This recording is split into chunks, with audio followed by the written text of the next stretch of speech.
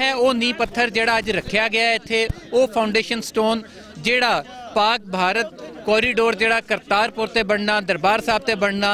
भारतीय यात्रियों नूं पाकिस्तान दे विच आके दरबार साहब दे दर्शन करन लई बनाया जा रहा, उस कॉरीडोर लई जिहड़ा संघे बुनियाद रखा गया है।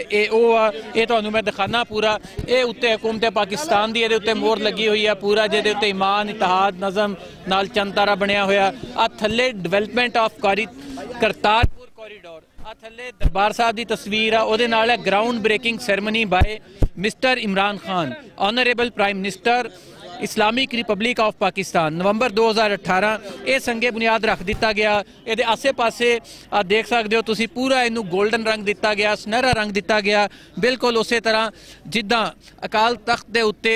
हरमिंदर साहब के उत्ते अमृतसर दे विच गोल्डन टैंपल नूं दिता गया, उही रंग दे के इनू बड़ा खूबसूरत तरीके नाल रखा गया। ये कॉरीडोर जिहड़ा पाकिस्तान ते भारत नूं भी आपस च मिलाएगा, दोवां देशां दे पंजाबियां नूं भी आपस च मिलाण दा सबब बनेगा। तो ये राही ना सिर्फ एक सिख यात्री इत्थे आउणगे, आके वो इत्थे अपने दर्शन कर सकणगे दरबार साहब दे, बल्कि पाकिस्तान ते भारत जिहड़े वो भी करीब आउणगे, ते नाल नाल जिहड़े पंजाबी आ दोवां देशां दे जिहड़े वंडे होए सी, जिहड़े 70 साल तो दुआवां कर रहे सीगे, जिन्हां दी ख्वाहिश सीगी, जिन्हां दा चाह सी कि किसी तरह ये राह खुले। ये राह सिर्फ एक राह ही नहीं, इस तो बाद सानूं उम्मीद आ कि पूरे पंजाब दे विच थां थां ते एवें दे कॉरीडोर बनणगे, राहदारियां बनणगियां, जिद्दां कश्मीर दे विच पॉइंट बनाए गए 5 पॉइंट तजारत लई ते मिलण लई, उवें ही इत्थे भी बनाए जाणगे, ते दोवां देशां दे जिहड़े शहरी आ, जिहड़े वासी आ दोवां पंजाबां दे, वो एक दूसरे दे नाल मिल सकणगे जी।